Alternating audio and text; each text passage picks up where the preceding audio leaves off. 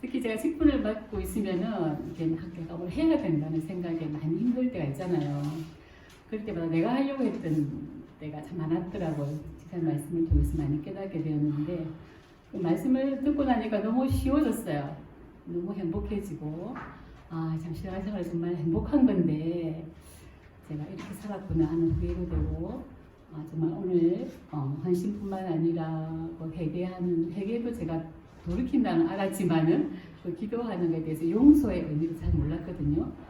하나님께서 그렇게 주신다고 주시게 하시겠다는 그런 말씀이라는 것을 깨닫고 나서 우리가 정말 반복적인 죄를 너무 많이 짓고 살았구나. 우리는 기도만 하면 다 해결되는 줄 알았는데 그게 잘못된 기도로 인해서 내 마음이 준비가 안 됐기 때문에 하나님을 잘 몰라서 하나님을 잘 모르기 때문에 늘 그런 생활을 반복했다는 생각을 하게 되었고 또 오늘도 많이 기대가 되거든요. 또 이렇게 두려움에 대한 말씀하신다 하셨는데 우리가 하나님을 경외한다는 말씀을 많이 늘 듣잖아요, 그죠?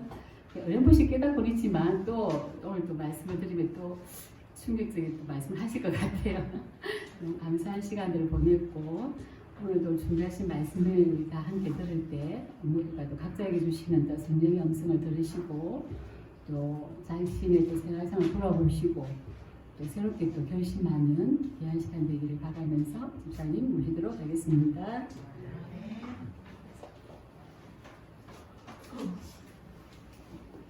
네, 만나서 반갑습니다. 네, 저도 재림 신도의 가정에 태어나서 모태 신학으로 이제 신앙을 했었고요. 신학과를 한 2년 다녔었고요. 그러다가 이제 영문학을 이제 하게 되었었고, 그리고 난 뒤에 이제 신앙의 방황을 2번을 되게 깊게 했던 것 같습니다. 교회도 다니지 않고 세상에서 이제 방황하고 살았었는데 그날 첫날 제가 말씀드린 것처럼 많은 분들이 정노의 계단을 읽었었고 저도 정노의 계단을 참 여러 번 읽었었는데 우리가 지난 3회가 공부한 것처럼 누구랑 연구했던 거였죠? 슬프게도 사단과 연구했던 거더라고요. 오늘 처음 참석하시는 분이 있는 것 같아서 그 내용을 한번 보도록 하겠습니다. 제가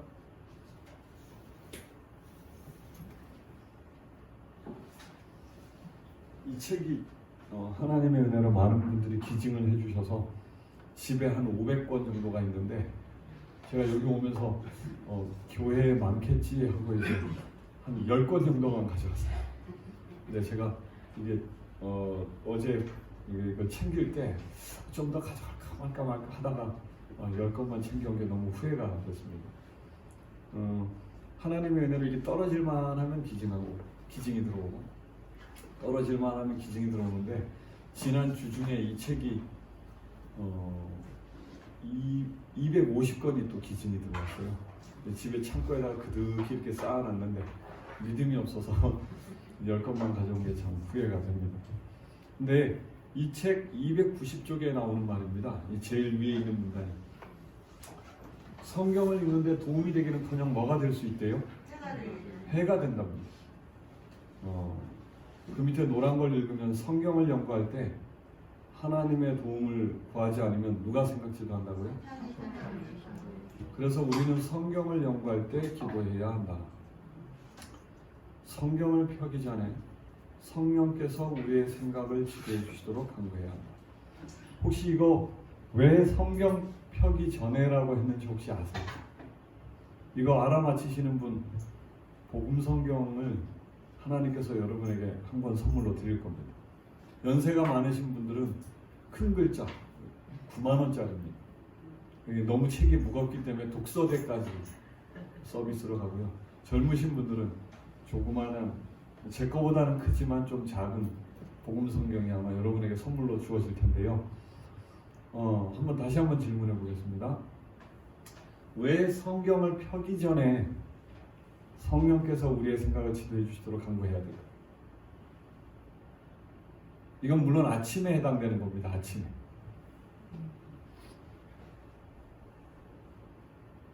없으세요? 오답이면 어떻습니까? 그죠? 틀려도 괜찮으니까.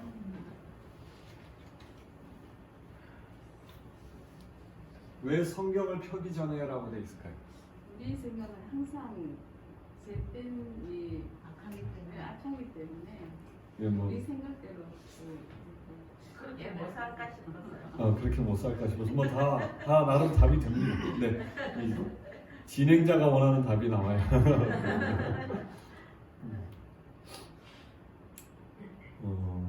어떻게든 드리고 싶은데 안 되네요. 성경을 펴는 것조차도 자신을 생각하는 게 아니기 때문에. 아멘. 네. 에다가 본인에게 글자 크기 맞는 걸로 가져가시기 바랍니다. 사실 내가 오늘 어떤 하루를 살지 내가 아나요, 모르나요? 몰라요. 내가 오늘 무슨 말씀이 필요한지 알까요, 모를까요? 몰라요. 몰라요. 그래서 제가 이렇게 했더니 어떤 사람이 비웃으면서 이렇게 얘기해요. 그럼 뭐 로또 하듯이 그냥 아무데나 쫙 펴갖고 읽으면 되겠네? 제가 그게 아니라고. 정말 겸손한 심령으로 하나님, 제가 한 치 앞도 몰라서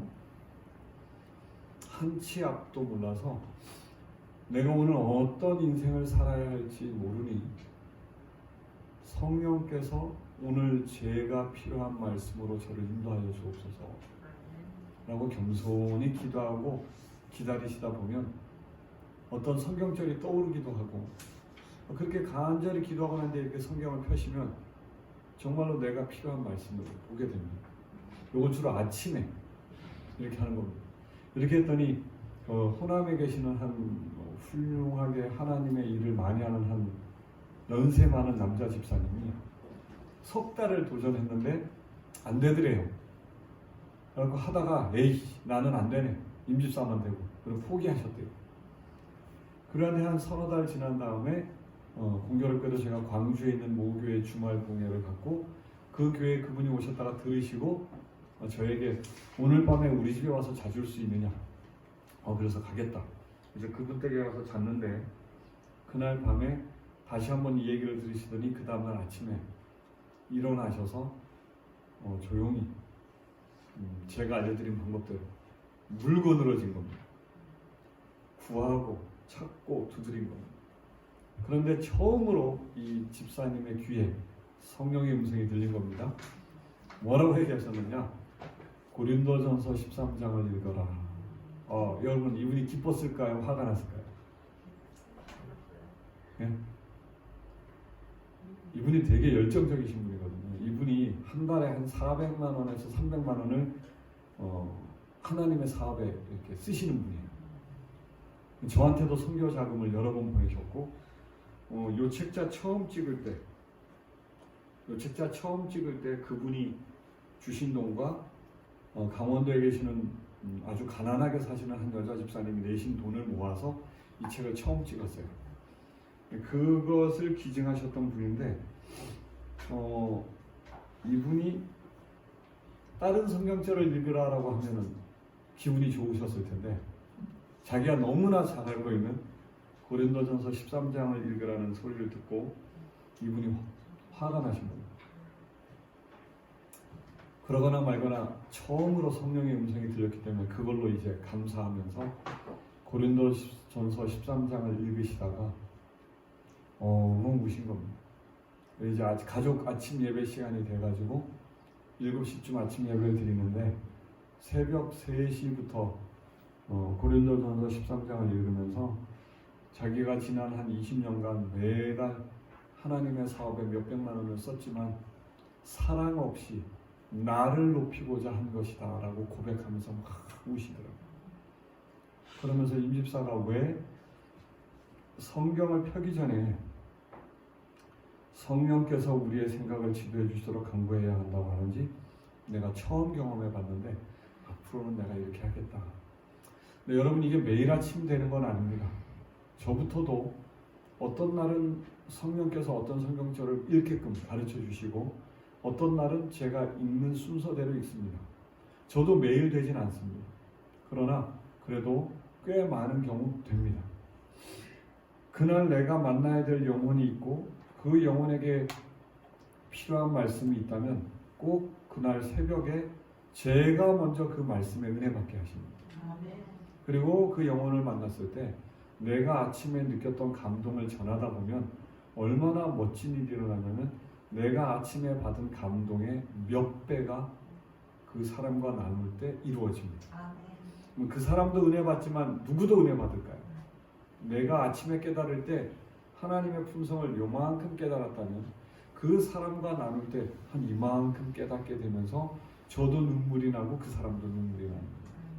이걸 전도라고 합니다. 뭐 교회 갑시다 이런 게 전도가 아니고요. 정말 마귀에게 눌려서 죽을 것 같은 목마른 영혼이 예수님을 만나는 것, 이게 바로 전도인 것입니다. 사실은 저도 1년 365일 매일 성경 연구를 사람들과 하지만 정말 참 전도를 하는 경우는 한 달에 한 4-5번 정도밖에 안 됩니다. 하지만 그 4-5번에는 때로는 기적도 일어나고 때로는 거의 마귀에게 눌려서 죽어가던 사람들이 살아나는 것을 보게 됩니다. 언젠가는 제가 늦은비 성령을 받게 된다면 언제든지 그런 일을 할 수 있을 거라 생각합니다. 그러면 성경을 성령 하나님이 풀이해 주신다. 이게 열처녀에 비유해 슬기로운 5처녀라는 걸 어제 우리가 배웠습니다.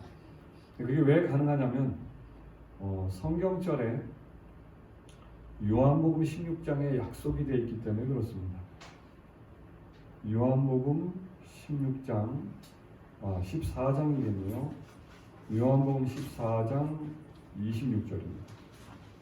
보혜사 곧 아버지께서 내 이름으로 보내실 성령 그가 너희에게 모든 것을 가르치시고 내가 너희에게 말한 모든 것을 생각나게 하시리라. 혹시 여러분 제자들이 예수님이 하시는 말씀 들을 때 어떤 표정으로 들었는지 혹시 아세요? 저는 예수님의 제자들이 예수님의 말씀을 들을 때 얼굴 표정을 죄송합니다만 성령께서 계시로 보여주셔서 봤어요. 어떤 모습으로 보고 있었을까요? 베드로가요 입을 이렇게 벌리고 이러고 들어요. 왜일까요? 무슨 말인지 하나도 못 알아들어요. 그냥 마음이 평안하고 기분은 좋은데 무슨 말인지 이해가 돼야 안 돼요? 안 돼요. 심지어 예수님이 돌아가시기 전날 밤에 이런 말을 하시죠. 너희가 검을 준비하라. 그랬더니 베드로가 어떻게 이해한 거죠? 거기서 말하는 검은 무슨 검이었습니까? 말씀의 성령의 검을 준비하라는 거였는데 베드로가 뭐라고 말하죠? 그럴 줄 알고 제가 미리 검을 준비했습니다 하고 꺼냅니다. 그러니까 예수님이 뭐라 그러죠? 되었다. 이게 지금 사오정 시리즈인 겁니다. 예수님은 검을 준비하라. 베드로는 이미 준비했습니다. 예수님은 되었다. 너가 이 땅의 것을 말해도 못 알아듣는데 하늘의 것을 얘기하면 네가 알아듣겠니? 뭐냐면 예수님의 제자들이 예수님이 하시는 이야기를 들으면서 뭔 뜻인지 못 알아듣는 겁니다. 그러니까 뭐냐면 아무튼 마음이 평안하고 기분이 좋으니까 듣긴 듣는데 다들 어떤 자세냐면요. 입을 벌리고 그리고 듣는 거예요. 못 알아들어요. 그런데 감사한 건 예수님이 그 제자들에게 이제 요한복음 13장에 예수님이 내가 죽을 거다. 내가 죽으면 너희에게 보혜사를 보내겠다. 라는 약속을 하는 장이 요한복음 14장부터입니다. 즉 요한복음 14장, 15장, 16장은 성령 하나님의 필요성에 대하여 매우 강하게 예수님이 제자들에게 설명하고 있는 내용인데 그 중에 보혜사가 하는 약속 주는 우리에게 선물 중에 하나가 뭐냐면 보혜사 곧 아버지께서 내 이름으로 보내실 성령 그가 너희에게 모든 것을 가르치고 내가 말하는 모든 것을 생각나게 하겠다. 그럼 저와 여러분도 누가 필요한 겁니까? 지금? 보혜사 성령이 내가 말씀 연구할 때 계셔야만 되는 겁니다. 우리 혹시 요즘은 거의 없지만 옛날에 우리 광 목사님이나 우리 사모님 연배, 저의 연배에 사람들이 어렸을 때 친척들이 오면 꼭 받고 싶었던 게 뭐가 있었습니까? 꼭 받고 싶었던 거. 힌트, 네모난 상자예요. 그 안에 우리가 좋아하는 것들이 잔뜩 들어있어요. 네, 이렇게까지 힘드니까 아시겠습니까? 종합 선물 세트 기억나십니까? 과자 그죠? 껌도 들었고 사탕도 들었고 캐러멜도 들었고 우리 그 종합 선물 세트 1년에 한 번 받을까 말까 한 거. 그거 한 통 받으면 누나하고 저하고는 진짜 이 가장 맛없는 것부터 이렇게 먹었던 기억이 납니다. 거의 한 달에 가까이 그 종합 선물 세트가 이제 다 떨어질 때쯤 참 슬펐던 기억이 있는데, 예수님도 종합 선물 세트를 준비하셨을까요? 예수님도 종합 선물 세트를 준비하셨습니다. 우리 요거 한번 값진 선물이라는 화입주석 한번 읽어보겠습니다. 같이 읽어볼까요? 그리스도께서 시작. 그리스도께서 땅에서 승천하셨을 때에 그는 지금껏 자기를 믿어온 사람들, 그를 믿을 사람들에게 선물을 주리라고 결심하셨다. 어떤 선물을 주셔서 은혜의 보좌로 승천하신 그분을 아주 돋보이게 하고 영광스럽게 하실 수 있었을까? 여기에 저희도 포함되나요? 안 포함되나요? 그는 지금껏 자기를 믿어온 사람들은 제자들입니다. 그 다음 그를 믿을 사람들. 자, 우리 해당됩니까? 안 됩니까? 됩니다. 감사합니까? 이게 제자들에게만 주어진 선물이 아니고 저와 여러분에게 똑같이 주어지는 선물입니다. 그런데 이게 예수님의 그분의 위엄, 그분의 직위에 합당한 선물이어야 합니다. 만약에요, 여러분의 친한 친구가 우리나라에서 제일 잘 나가는 가수라고 쳐봅시다. 그 사람이 저와 여러분에게 결혼식 날, 우리가 결혼하는 날 선물을 주는데 다른 사람이랑 똑같이 축의금 5만 원 내면 여러분 기분 어떠세요? 잘 먹고 잘 살아라 이런 얘기가 나오겠죠, 그죠? 뭐에 맞는 선물이 돼야 됩니까? 지위에 맞는 선물이 돼야 됩니다. 그러면 예수님의 권위와 위엄에 알맞은 선물이어야 하는 것입니다. 읽어볼까요? 그것은 그의 시작. 그것은 그의 어미하심과 왕의 풍모에 합당한 것이 되어야 한다. 그분은 신성의 제3위 되시는 성령, 곧 그분의 대리자를 보내실 작정입니다. 이 선물은 그렇게 썩 좋은 선물이 아니라고 생각할 수도 있겠지만 그분은 한 선물 속에다 모든 선물을 다 포함시킬 작정이었기 때문에 회개시키는 능력이시요 빛을 비추어 거룩하게 하시는 능력이 되시는 하나님의 영을 그의 선물로 주셨다. 감사합니까? 뭐냐면 한 선물 속에다가 모든 선물을 다 포함시켰대요. 자, 아까 우리가 얘기했던 뭐예요? 종합 선물 세트. 요걸 받으면 다 받는 겁니다. 놀랍습니까? 그런 다음에 제가 이제 성령 하나님에 대해서 이걸 제가 참 여러분들과 많이 만나고 싶어요. 제가 지금 슬라이드 몇 개 띄워놓은 거냐면요. 하나, 둘, 셋, 넷. 이거를 왔다 갔다 하면서 여러분들에게 보여드리는 건데 하나당 적어도 한 2주 정도씩 성경 연구해야 되는 것들이에요. 그러니까 저와 여러분들이 새천사기별 하면은 되게 모호하지 않습니다. 결국 한마디로 줄이면요. 성령으로 하지 않는 모든 것은 무가치하다 이 뜻입니다. 제 얘기가 아니라 엘렌 화이트이 현대 진리에 의해서 성령으로 하지 않는 모든 것은 무가치하다. 무슨 얘기냐면 여기 여성분들이 남편과 자녀를 위해 밥을 할 때 성령으로 안 하면 죄송하지만 무가치하다. 반대로 성령 하나님의 은혜로 밥을 하면 하나님의 사업을 하는 겁니다.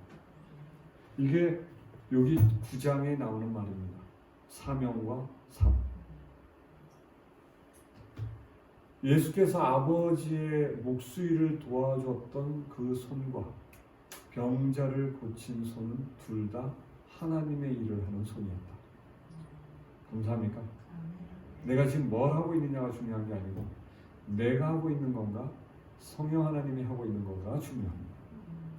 저와 여러분들이 지금까지 봉사활동 했는데 안 기쁜 이유가 뭘까요? 내가 하니까. 그죠? 그래서 성경에서 아예 답을 탁 박아놨어요. 외우기도 좋습니다. 빌립보서 3장 3절. 하나님의 성령으로 봉사하는 것. 누가 봉사하지 말고요. 그러면 양의 무리의 대답이 되는 겁니다. 너희가 목마를 때 내가 목마를 때 마실 것을 줬고 내가 배고플 때 너희가 먹을 것을 줬다. 그러니까 뭐라고 대답합니까? 양의 무리가 저희가 언제 그랬습니까? 그 사람이 기억 안 나는 게 아니고 기억은 나는데 내가 한 게 아니라 성령이 내 마음을 뜨겁게 해서 한 거기 때문에 그렇습니다. 만약에 예수님이 베드로 보고 야 너가 내 이름으로 안진뱅이를 일으켜줘서 고맙다. 그럼 베드로가 뭐라고 대답할까요? 아 그때 제가 그 사람 일으키냐고 정말 온몸에 힘을 다 줬습니다. 이렇게 대답할까요? 어떻게 그게 제가 한 겁니까? 제가 무슨 능력이 있어서 죽은 사람 또는 안진뱅이를 살립니까? 제 안에 계시는 성령께서 하신 거지 않습니까? 이해가 되십니까? 그런데 염소의 무리가 했던 말이 또 이제 놀랍습니다. 내가 다 했는데요. 누구의 이름으로 또 했다 그래요? 내가 주의 이름으로 그걸 다 했습니다. 누가 한 거죠? 내가. 그건 인정받지 못합니다. 최근에 저희 옆에 오셔서 성경 공부하셨던 그 석 달 반 공부하셨어요. 그러니까 한 100일. 장로님이 65세신데 직업이고 뭐고 다 버려두고 본인이 하나님의 사업만 20년 하신 분이에요. 선교 여행을 20년 다닌 겁니다. 그런데 20년 선교 여행을 다녔는데 부부간에 맨날 싸우는 거예요. 새벽 3시까지 부부가 싸우다가 그 다음날 되면 또 거룩하게 또 막 전도하고 밤에 또 대판 싸우고 이러니까 이게 아닌 거라고 느낀 겁니다. 내가 진짜 전도하는 게 맞을까?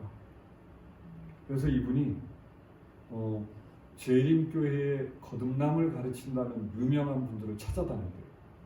어떤 분 밑에서 3년, 어떤 분 밑에서 2년, 17년이라는 삶을 거듭남을 가르치는 사람들을 쫓아다닌 겁니다. 목사님도 한 4분 쫓아다녔더라고요. 유명한 우리 교단에 유명한 책을 쓴 장로님. 그런데 아무리 쫓아다녀도 아내와의 관계가 안 바뀌더래요. 그래서 하나님 나 이제 신앙이고 뭐고 다 위기가 왔으니까 나 앞으로 6개월 안에 거듭나지 못하면 나 진짜 죽을 것 같다. 내 6개월의 인생을 하나님께 온전히 드리니까 나를 거듭날 수 있는 곳으로 인도해달라고 마구 쫄랐다는 거예요. 10개월을 쫄랐는데 4명의 사람이 저를 추천하더래요. 그래서 이분이 하도 거의 10명에 가까운 사람들에게 속은 거 아닙니까? 그러니까 이제 마음이 안 열리는 거죠. 유튜브로 봤더니 맨날 인상 쓰고 말하죠. 머리 허옇죠. 이게 믿음이 안 가는 거죠. 그래서 이분이 안 오시고 전화를 하셨어요. 본인의 삶을 쭉 얘기하면서 내가 거듭나지 못하는 이유가 뭐냐. 제가 알 턱이 없지 않습니까? 그래서 하나님께 바로 물었죠. 하나님, 이 장로님이 거듭나지 못하는 이유가 뭡니까? 성령님이 가르쳐 주셔요. 심장의 센서가 고장나서 그렇다. 쭉 했더니 이게 무슨 말이냐. 그래서 제가 뇌 강의를 해드렸어요. 전화상으로 1시간 동안. 쭉 듣더니 맞다. 나 십자가라는 단어를 들어도 눈물 안 난다. 내가 드라마를 보면서도 울 때가 있는데 예수가 나를 위해 돌아가셨다는 말을 들어도 눈물이 안 난다. 그래서 제가 뭐라 그랬냐면 장로님의 심장 센서가 망가져서 그런 겁니다. 어떻게 하면 회복됩니까? 그래서 제가 성령 하나님과 함께 이 정노의 계단을 읽으면 회복됩니다. 그래서 제가 방법을 설명해 드렸더니 3일 뒤에 전화가 왔어요. 바로 가겠다고. 그리고 오셔서 100일 정도 돼서 이 부부관계가 신혼 때보다 좋아졌다면 믿어주세요. 이분이 요즘 감동에서 툭하면 간증이에요. 이 아내도 복음 되게 열심히 전하는 분이거든요. 이 아내가 하는 말이 내 남편이 새 남편이 된다고. 매일매일 사람이 바뀐다. 여러분 원래 신앙은 이렇게 매력적이어야 돼요. 아름다워야 되고 즉 부부간의 관계가 하나가 되지 않는데 먼 데 가서 전도가 될까요?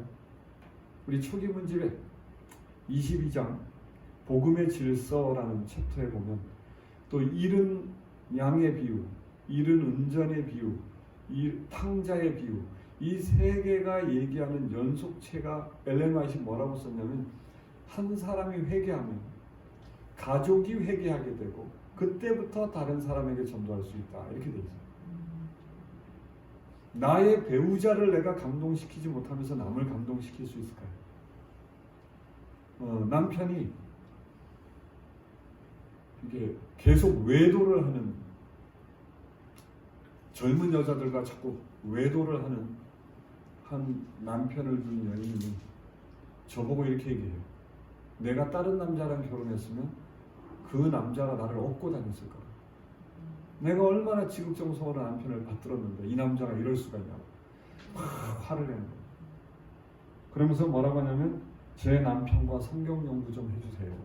이렇게 부탁해요. 제가 그 여인에게 제가 성경 연구에 대해 사람은 당신 남편이 아니고 당신입니다. 이렇게. 그런데 결국 뭐를 증명해드려야 되는 거냐면 당신이 어떤 남자랑 결혼해도 그 남자는 외도할 거라는 걸 증명해줘야 되는 거예요. 여러분 이게 뺨 맞기 딱 좋은 직업이 이겁니다. 세천사기죠. 근데 결국은 증명이 됐을까요? 그 여인이 나중에 눈물을 막 흘리면서 내가 나쁜 여자라. 내가 나쁜 여자. 제가 이런 사람을 많이 만났습니다. 남편이 맨날 술 주정합니다. 막 술만 먹으면 홀딱 벗고 돌아다녀요, 막 남자가. 그러니까 이 여인이 막 죽을 맛입니다. 근데 이 여인의 이야기를 듣는데 이래요. 내가 처녀 때 이 남자가 술 주정하는 게 하도 불쌍해 보여서 내가 결혼해줬다. 나 아니면 누가 이 남자랑 결혼해줄까 싶어하고 결혼해줬대요. 결혼 한 10년 차 정도 됐을 때 장로교회를 다니게 됐대요. 장로교회를 다니게 됐더니 이 남편이 죄인으로 보였답니다. 술 먹고 술 주정하니까 죄인으로 보여서 막 그때부터 구박을 했대요. 그러다가 한 10년 지나서 재림교회에 다니게 된 겁니다.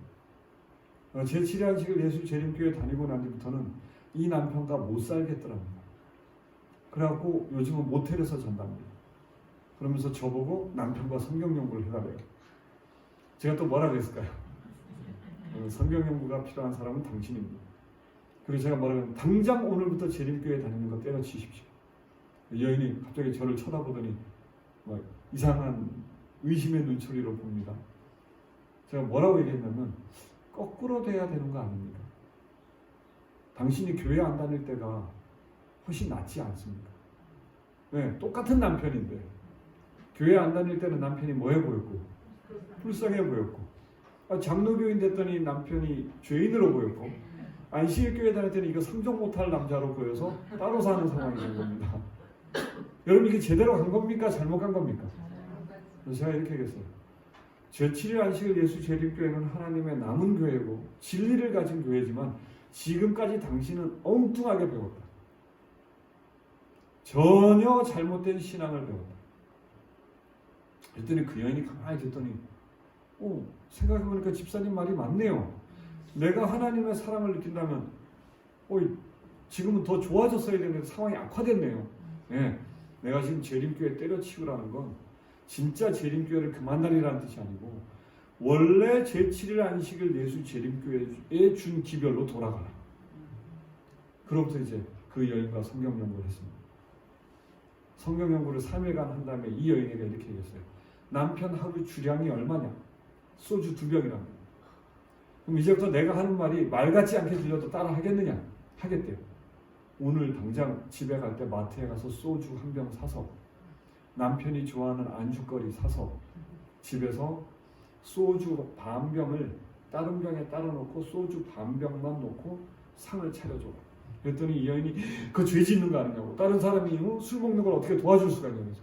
아니 하나님 보시기에 남편이 소주 2병 먹는 게 하나님 보기에 좋겠습니까? 소주 반병 먹는 게 좋겠습니까? 그러니까 반병이 낫겠네요. 아니 당신이 차려주든 안 차려주든 남편 술 먹는 건 똑같지 않냐고. 그랬더니 알겠다. 그래서 그날 저녁에 기도를 하고 소주 반병을 사가지고 남편이 좋아하는 요리를 해서 딱 남편 퇴근 시간에 기다린 겁니다. 딴 때 같으면 남편이 들어오자마자 옷 갈아입고 바로 나가는데 남편이 집에 왔더니 아내가 바뀐 겁니다. 정중하게 상을 탁 차려놓고 오늘은 당신이 원하면 강요하지 말라 그랬어요. 제가 나가서 먹고 싶으면 나가서 먹고 집에서 먹고 싶으면 집에서 먹어요. 남편이 행복했을까요? 너무나 행복해. 술주정 했을까요? 안 했을까요? 안 했어요. 그로부터 이제 소주 반병만 먹게 된 겁니다. 그런데 아내가 자꾸 바뀌니까 이 남자가 내 아내가 왜 바뀌지 하고 봤더니 임광은혜라는 사람이랑 성경 연구하더니 바뀐다는 거죠. 그 다음에는 성경 연구를 자기 사무실에 와서 복덕방 사무실을 하는 남자거든요. 자기 사무실에 와서 성경 연구하라 그런 겁니다. 제가 그 아내를 복덕방에서 이제 사무실에서 성경 연구하는데 남편은 안 듣는 척하면서 뭐예요?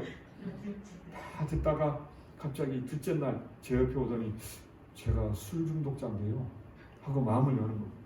아내가 울어요. 왜 우냐 그러니까 지금 몇십 년 만에 남편이 자기 입으로 술 중독이라는 거 처음 인정했다고.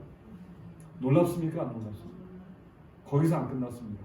그로부터 한 달 뒤에 이 남편이 자기 딸 중학교 때부터 담배 중독이었어요. 아들 도박 중독. 아들 딸 다 데리고 저희 쉼터에 온 겁니다. 놀랍습니다.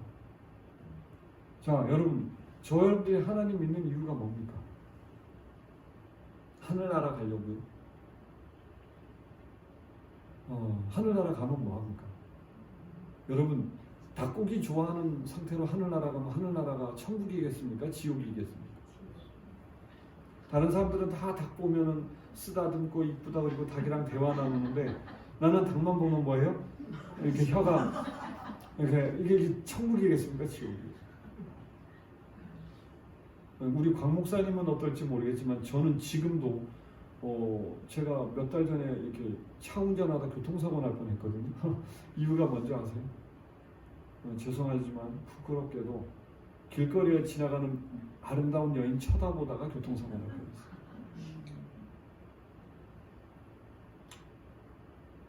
참, 이 마음으로 하늘나라 가면 하늘나라가 행복할까요?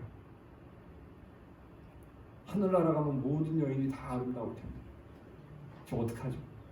계속 교통사고 날 수도 없고.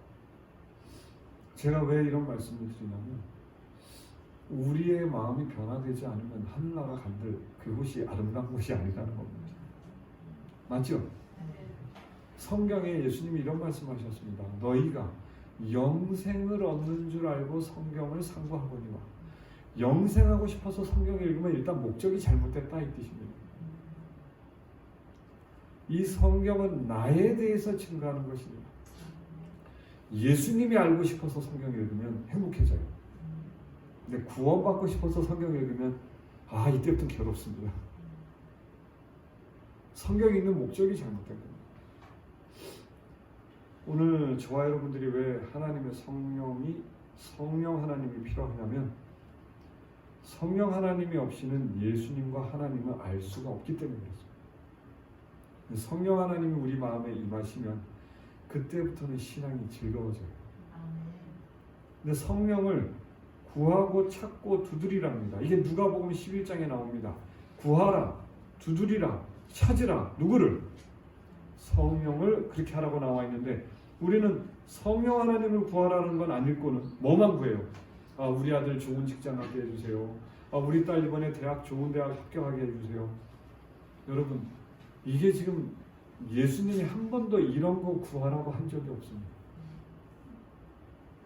저와 여러분들은 지금까지 너무나 사단에게 속아서 이상한 신앙을 해온 겁니다. 하지만 감사한 건 이제 지구의 마지막이 다가온 걸 피부로 느끼십니까? 그래서 우리가 요즘 느낍니다. 환경적으로, 경제적으로. 요즘 젊은이들이 점점 일 안 하는 거 아시죠? 일 안 해도 일할 때의 80%의 돈이 나옵니다. 누가 일하겠습니까? 그래서 요즘 점점 일하는 사람 줄어듭니다. 이게 지금 엘렌 화이트이 새 천사의 기별에 무슨 말이 나오냐면 세계 정부주의자들, 국가 개혁자들을 우리는 경계해야 한다. 국가 개혁자가 무슨 말인지 모르겠죠.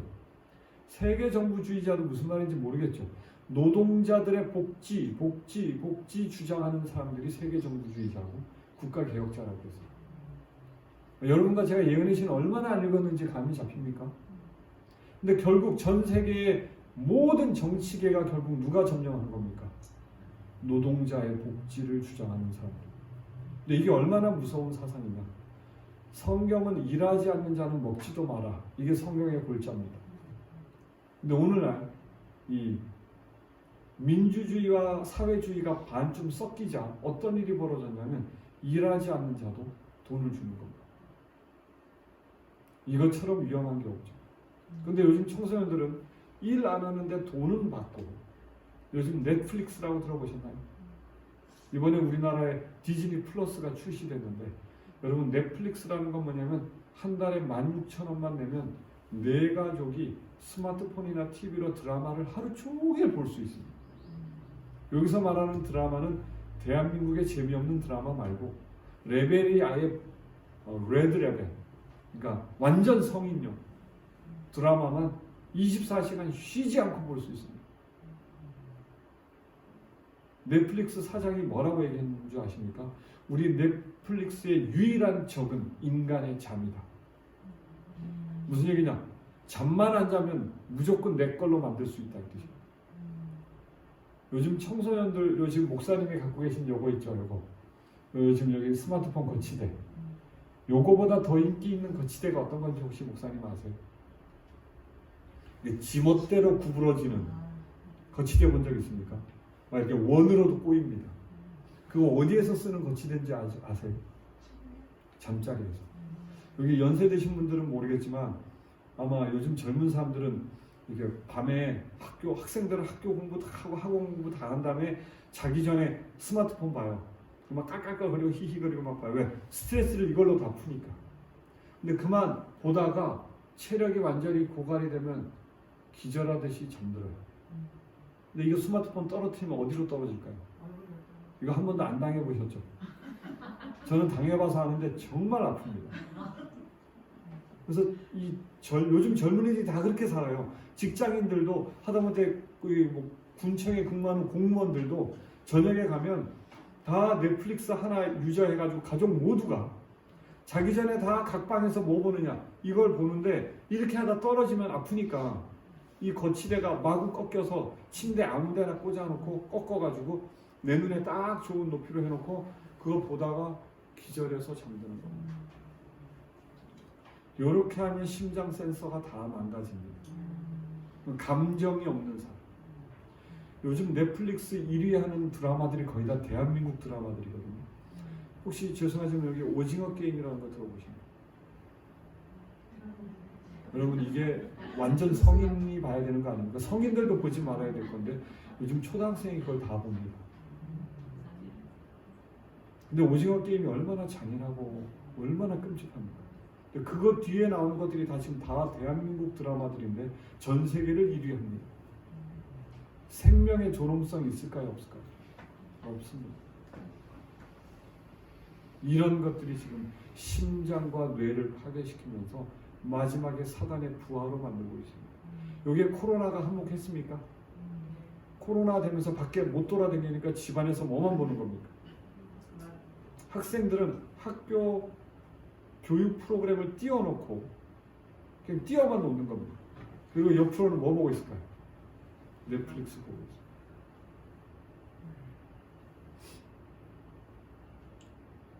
자기 아버지도 죽이고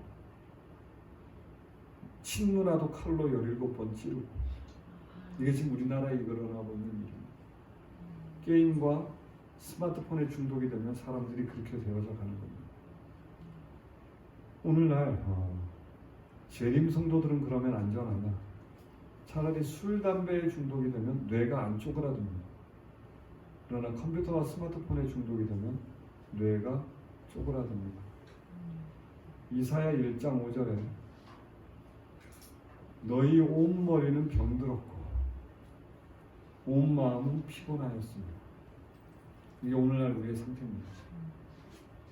근데 머리와 심장이 왜 중요할까요? 머리와 심장이 중요한 이유. 내 법을 어디에 두고? 내 마음에 두고 어디에 기록하리라. 이게 새 언약이죠. 내 법을 어디에 두고? 나의 법을 그들의 속에 두며 그 마음에 기록하겠다. 그 다음에 주께서 가라사대 그날 후로는 저희와 세울 언약이 이것이라 하시고 내 법을 저희 마음에 두고 저희 생각에 기록하리라. 이게 이제 히브리서 10장 16절이고 밑에 거는 히브리서 8장 10절에 똑같은 말이 있어서 쓴 겁니다. 하나는 한글로 하나는 영어로. 생각은 마인드고요. 마음은 하트입니다. 그러면 저는 영어 교사였기 때문에 아는데 우리나라에 마음이라고 번역하는 단어가 영어가 3개입니다. 마인드라는 영어도 마음이라고 해석하는데 이거는 지성, 지능, 지력 어디를 나타낸다고요? 예, 뇌입니다. 뇌. 하트는 심장입니다. 그럼 마인드와 하트를 합친 걸 뭐라고 해요? 소울. 이걸 다 우리나라 말로는 마음이라고 해석합니다. 그러면 뇌와 심장에 하나님의 율법이 기록되는 걸 새 언약이라고 합니다. 이해가 되십니까? 그럼 사단은 어디만 파괴하면 되는 겁니까? 뇌와 심장만 파괴하면 됩니다. 뇌와 심장을 파괴하기 위해 만든 게 컴퓨터와 스마트폰인데 이 사람들이 다 이거에 매진을 안 해요. 그래서 코로나로 아주 이제는 이거만 하는 사람들로 만들어버려요. 엄마의 뱃속에서 제일 먼저 생기는 뉴런 덩어리가 심장입니다. 두 번째 만들어지는 뉴런 덩어리가 뭐냐? 뇌입니다. 뭐가 더 중요할까요? 심장과 뇌 중에. 심장. 왜? 뇌사 상태로는 하나님이 살아있게 하십니다. 뇌사 상태에 있는 사람에게 전도가 될까요? 안 될까요? 됩니다. 저는 해봐서 압니다. 왜? 심장만 살아있어도 전도 가능합니다. 심장의 60%는 기억과 의식을 저장하는 두뇌의 신경세포와 똑같은 뉴런 세포로 구성되어 있다는 사실이 밝혀졌다. 심장의 몇 프로요? 60%가 뇌랑 똑같은 뉴런을 가지고 있습니다. 뉴런이 뭔지 모르시죠? 제가 시간이 없기 때문에 오늘 원래 하나님을 두려워하고 하려고 했는데 저는 단에 섰을 때 하나님께서 하기를 원하시는 거를 하거든요. 이게 뉴런입니다. 뉴런. 이게 지식과 정보가 저장되는 곳입니다. 이 빨간 부분을 시냅스라고 합니다. 이 뉴런과 시냅스를 합쳐서 뇌신경이라고 합니다. 그런데 멀리서 보면 이렇게 되는 겁니다. 우리 뇌가 멀리서 보면 이렇게 전기가 흐르는 것처럼 보입니다. 확대하면 뉴런과 시냅스로 연결된 게 우리의 뇌입니다. 뉴런은 지식과 정보가 저장되는 것. 그리고 여기 떨어져 있는 부분은 시냅스. 그런데 멀리서 보면 전기가 흐르는 걸로 보이는데 확대하면 여기서 여기까지는 전기가 흐르지만 여기서부터 여기까지는 전기가 흐르는 게 아니라 빨간 알갱이가 분비되고 흡수되는데 이 알갱이를 뇌신경 전달 물질이라고 합니다. 그러면 요게 이제 신경 전달 물질이 이렇게 많아요. 이거보다 더 많은데 여기는 주로 의약품으로 만드는 것들만 나와 있습니다. 자, 기억과 관련된 게 뭡니까? 불쾌한 기억은 글루타민산 글라이신, 도파민은 행복한 기억.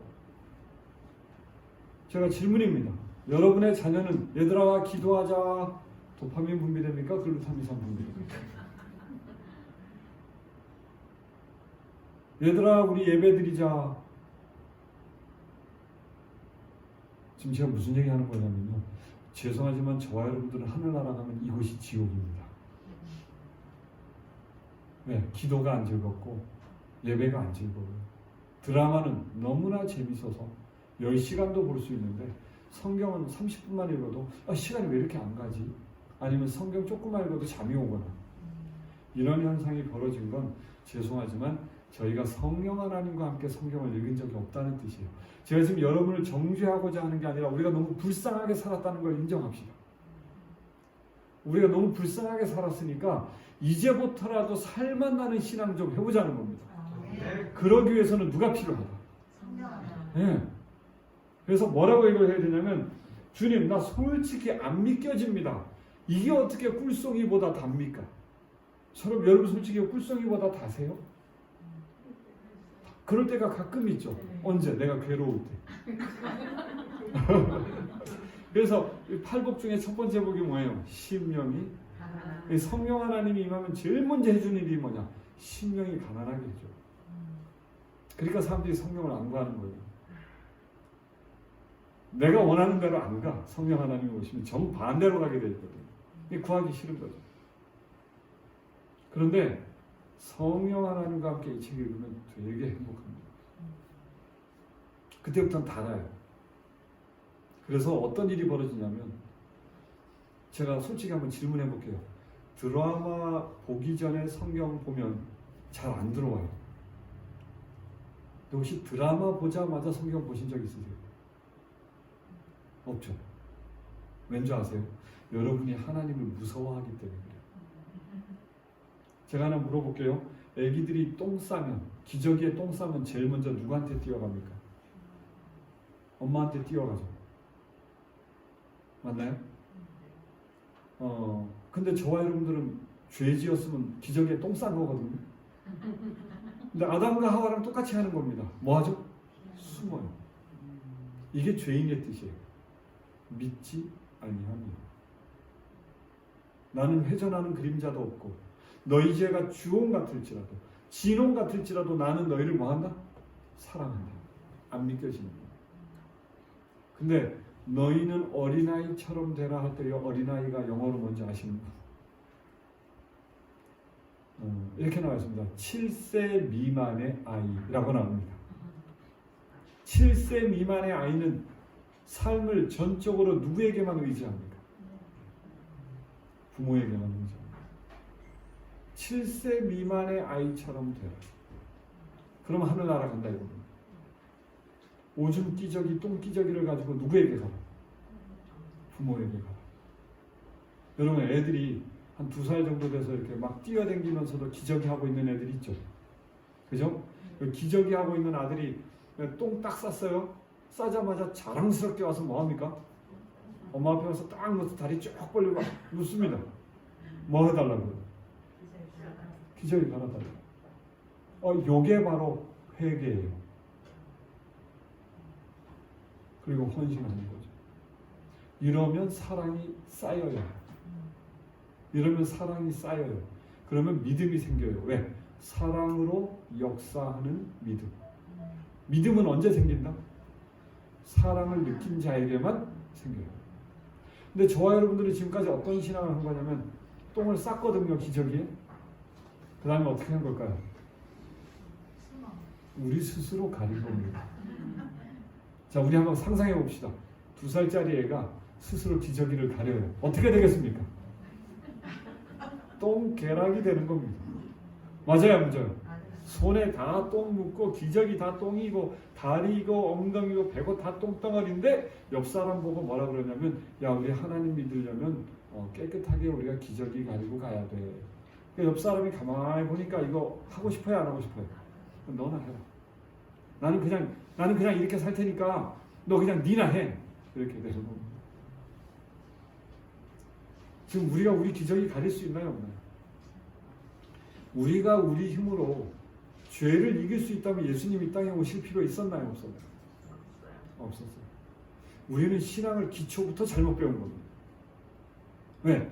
엘렌 화이트이 뭐라고 썼냐면 회개를 경험해 본 적이 없는 사람이 회개를 말하고 헌신을 경험한 적이 없는 사람이 헌신을 말하기 때문에 오늘날 우리 교단에 성령의 능력이 나타나지 않아요.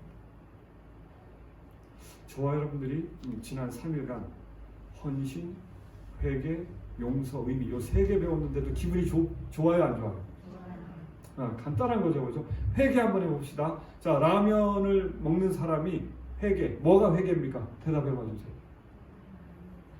라면 먹는 마음을 하나님께 그거는 죄송하지만 회개가 아니고 헌신입니다. 잘못됐어요. 그거보다 먼저 있어야 될 일.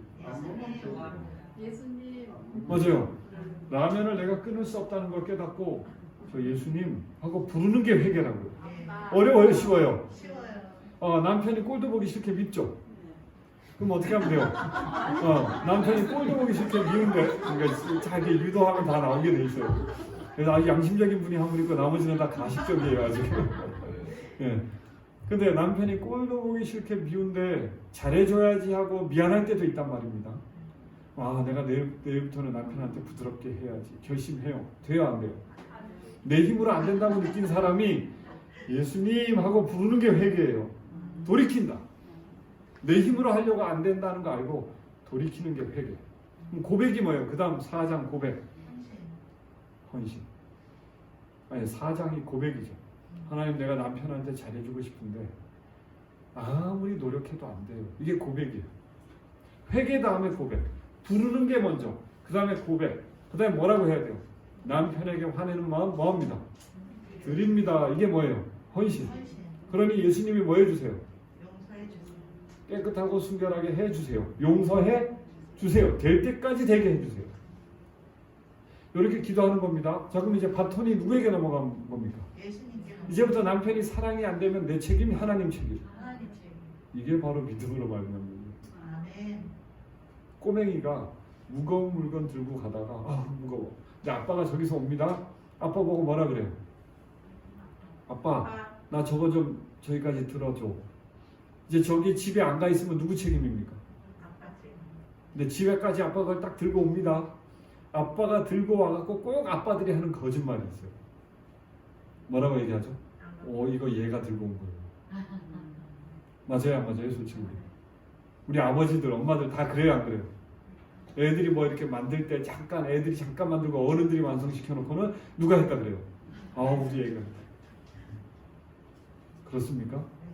그게 바로 예수님이 우리에게 주시는 믿음으로 말미암는 의의 개념이에요. 아멘.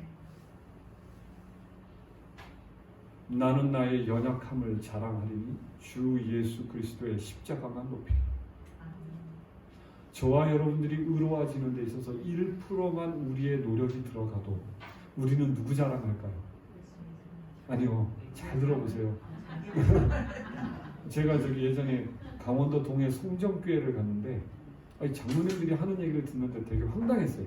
어떤 장로님이 이 교회 내가 지은 거야. 그런데 또 그 다음 주에 갔더니 또 다른 장로님이 이 교회 내가 지었어. 그러니까 5분의 장로님이 계신데 다 자기가 지었대요.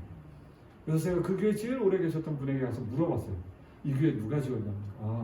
우리가 다 연합해서 지었어. 저분은요? 저분 이거 지을 때 벽돌 몇 장 날랐어. 저분은요? 저분 돈 조금 냈어. 근데 다 뭐라고 얘기하는 겁니까? 이 교회 내가 지었대. 베드로가 안진뱅이를 일으킬 때 베드로의 능력이 몇 프로 들어갔습니까? 베드로가 안진뱅이 일으킬 때 베드로의 힘 몇 프로 들어갔습니까? 0 아닙니까? 맞죠? 아까 봉사를 누구의 힘으로 하라고요? 성령으로 봉사합니다. 저와 여러분들이 지금까지 왜 신앙이 힘들었냐면 불가능한 걸 내 힘으로 도전했기 때문에 그렇습니다. 그러다 보니 신앙과 관련된 단어들이 다 뭐가 분비돼요? 불쾌한 기억이에요. 시계 보잖아요. 이거 예배 언제 끝나지? 이렇게. 그죠? 기도 이거 왜 이렇게 저 장로님 눈치 없이 기도 왜 저렇게 오래 해? 이렇게 되는 거예요. 왜? 기도, 예배 뭐 이런 단어가 다 불쾌한 기억이라서 글루타민산이 분비돼요. 도파민이 분비돼야 되는 거예요. 그러면 내 법을 너희 마음에 두고 너희 생각에 기록하겠다 이 얘기는 뭐냐면 성경과 예언의 신을 읽을 때 뭐가 분비돼야 된다? 도파민이 분비돼야 한다. 그 뜻입니다. 그러면 아까 여기 보면 돌판에 새겨진 같은 율법 하면 너무 딱딱하죠? 하나님의 품성이 누구에 의해? 성령에 의해. 어디에 기록됩니까? 마음에 이게 새 언약이에요. 요 사람만 안식일을 지킬 수 있다. 어제 우리가 읽었던 거. 사실 오늘 하나님을 두려워한다를 설명하려고 했는데 설교 시간에 하기로 하고요. 오늘은 왜 우리가 성령 하나님이 필요한지 이제 더 이해가 명확히 되셨죠? 네. 성경과 예언의 신을 읽을 때 성령 하나님과 함께 안 읽으면 정반대로 이해해버립니다. 여러분 이런 말 되게 부담되죠? 누구든지 나의 제자가 되려거든 자기를 부인하고 자기 십자가를 지어라. 부담돼요, 안 돼요? 그거 엘렌 화이트 뭐라고 써놨는지 아세요? 하나님 저 제 힘으로 남편 사랑 못해요. 이게 자기를 부인하는 거예요. 이 마음 드리니까 예수님이 해결하세요. 이게 십자가 진다 이 뜻이에요. 어려워요, 쉬워요? 쉬워요. 네. 근데 우리는 성령 하나님과 함께 안 읽으니까 제가 그런 거 안 그런가 저에게 시간만 주시면 예언의 신으로 다 증명해 드릴게요. 근데 제가 왜 엘렌 화이트를 좋아하느냐? 제가 하나님께 들은 답과 엘렌 화이트 들은 답이 같을까요? 다를까요? 같아요. 그래서 제가 엘렌 화이트를 좋아해요. 만약에 임광은이가 들었다 그러면 누가 믿겠습니까? 사이비 교주라고 하겠죠. 그러니까 저는 제가 들었던 답을 어디에서 찾아내는 거예요? 예언의 신에서 찾아내서 이렇게 돌리는 겁니다. 똑같습니다. 하나님이 우리의 구원의 방법을 어렵게 만드셨을까요? 쉽게 만들었을까요? 어린아이처럼. 여기서 어린아이가 원화가 몇 세 미만이라고요? 7세 미만. 똥 쌌으면 똥기저귀 가지고 누구에게 가라? 엄마에게 가라. 토했으면 내가 처리하려고 하지 말고 엄마! 요게 바로 다윗이 제일 잘했던 게 뭐죠? 내가 하나님을 의지하리라. 여호와는 나의 반석이시오. 나의 피난처시오. 나의 도움이시오. 다윗이 제일 잘했던 게 그거예요. 내 문제를 가지고 누구에게 간 거죠? 하나님께. 우리 그 신앙을 하게 되기를 소망합니다. 하늘에 계신 하나님, 이 안교 시간에 안식일 학교 시간에 저희가 올바른 신앙을 하기 위하여 성령 하나님이 필요함을 배웠습니다. 우리가 겸손한 학생이 되게 하여 주시고 이제부터는 성령 하나님을 통해 기쁨의 신앙을 시작하도록 도와주시옵소서. 우리의 주인 되시는 예수님의 이름으로 기도드립니다. 아멘.